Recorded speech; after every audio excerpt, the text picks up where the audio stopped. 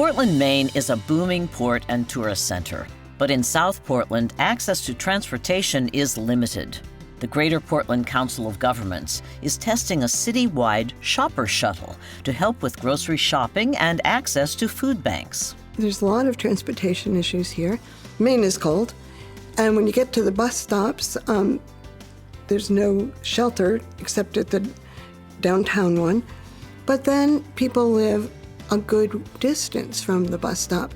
So if you're fairly healthy, you could walk 3 or 4 blocks to the bus stop and think nothing of it. But if you're getting frail and you have some disabilities, it might be hard to do that walk in the summer, but then put some ice on the sidewalk and then it becomes treacherous. We're one of the oldest states in the nation, and we have a rural population that's fairly dispersed. So the big question that we have is, as people either age out of being able to drive or don't have the resources to be able to maintain their own automobile, how do we get them around? This grant has been really important for us to experiment with how to reach the senior population and help them reach food. A 2018 National Aging and Disability Transportation Center poll found that older adults and people with disabilities have difficulty finding transportation in their communities. This is due to a lack of affordable and accessible transportation options. To address this issue and to help identify innovative solutions that could be used in other parts of the country, NADTC awarded a grant to the Greater Portland Council of Governments. The challenge: to help older adults and people with disabilities who no longer or cannot drive get around.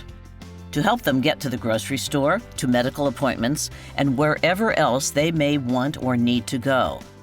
With the support provided by NADTC funding, the Greater Portland Council of Governments is working with local food banks, reaching out to populations of older adults and people with disabilities, and testing a citywide weekly shopper shuttle service to try to solve the problem. What we've been able to do with this funding is to try that out and say, how does it actually work for older adults who don't have smartphones to try using on-demand rides? Does it work? Will they be interested in it? I think we have found with the shopper shuttle that seems to be a way to provide rides efficiently, and that if you can get a number of people using it all at the same time, that you could get the cost to be, fairly low per person. I guess the biggest lesson I've learned is that the need is greater than I thought it was. So to see that people are really out there that are struggling and that need food and fresh fruit and vegetables, and the food pantry I think is great. It's so hard to get there.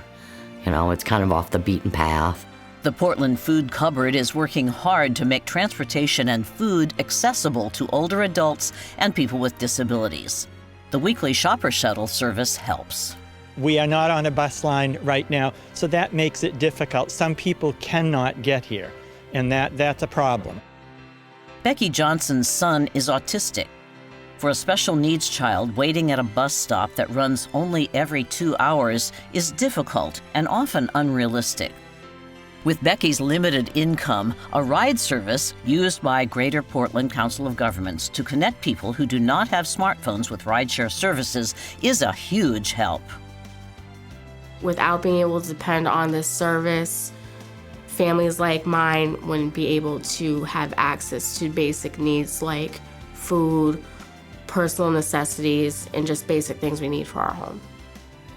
If you don't have mobility, you can't get your food. You can't get your health care, and you can't have sociability.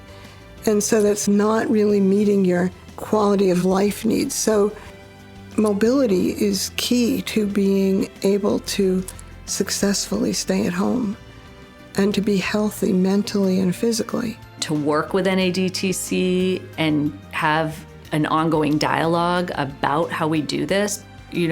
We're excited to do this on the ground work because we can then inform conversations about policy and about future funding so that we can move more quickly to solutions for people. Thanks to NADTC funding, the Greater Portland Council of Governments has achieved success and learned valuable lessons along the way, by testing a variety of ways to help older adults and people with disabilities get where they want and need to go. The goal, to help other communities across America implement similar transportation innovations.